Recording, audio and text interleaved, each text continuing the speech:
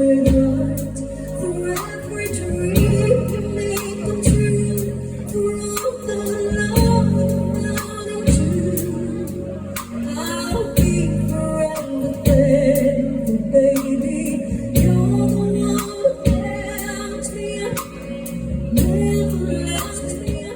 welcome back to the Middle-Aged Musician Podcast, the podcast where we explore the sounds and the stories of those of us who are still out there making music, even if we're not a candidate for American Idol. For today's episode, I want to talk about a band that I recently encountered during a cruise up the coast of Alaska and the western coast of Canada. And this particular band is what I think part of a best kept secret in the cruise industry, and that's the Filipino bands.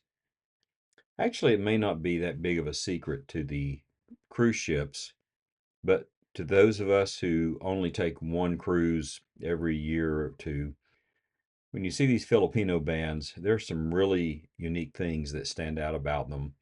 So I thought I would touch on that today, in particular one that I encountered during our cruise. I actually went and saw them, I think, a total of 3 or 4 times. They were that good.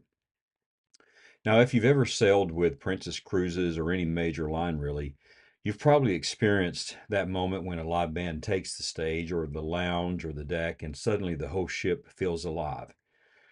Recently, that's what happened to me, and I want to share a little bit about this particular group. First, a little background. Filipino musicians have apparently been a staple on the international cruise ship for decades. They're known really for three things: incredible vocal power, tight musicianship, and they create a warm and welcoming energy that makes every performance feel like a party with friends and really reminds you of where you are on vacation, having a great time.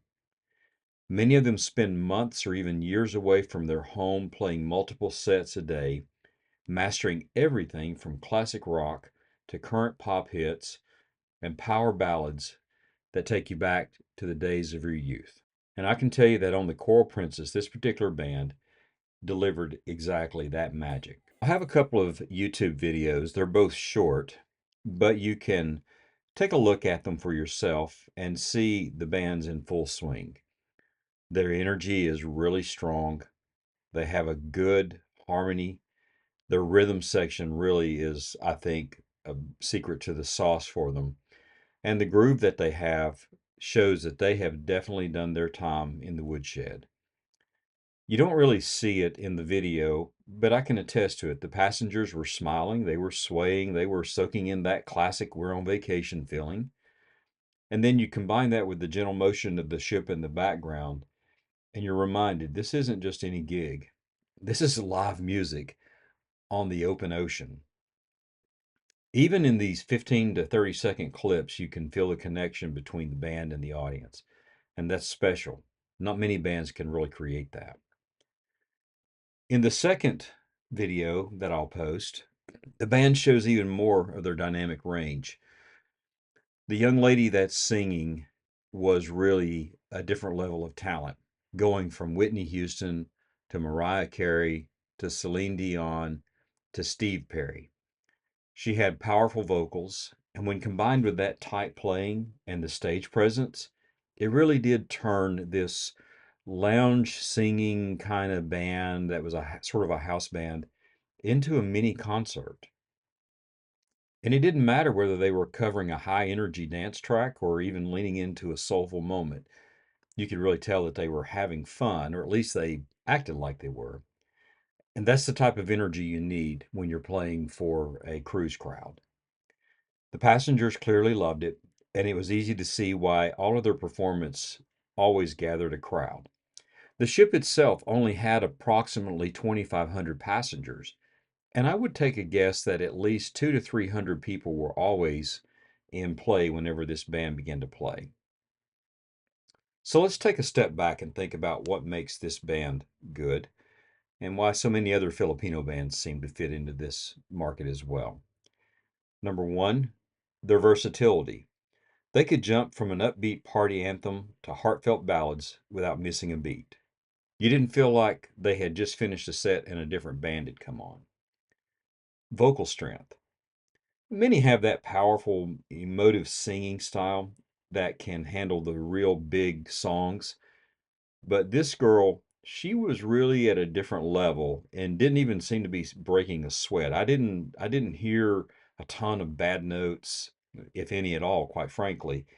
And when she went in the really higher rafter range, it was as if it was just something she does every day, and probably because she does it several times a day every day. I was also struck by their professionalism. You could tell that they had rehearsed, that they were buttoned up. There was not a lot of back and forth chatter.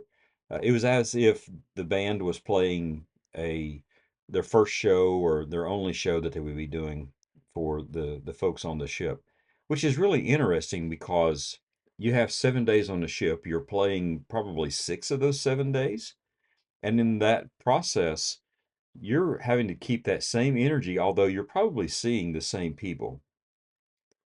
And then they also had a warmth and a hospitality to them. It was a genuine friendliness that kind of pulled you in to listen to them. And I can tell you, when you're on ships like the Coral Princess, that combination creates something special. It's a sense of community at sea.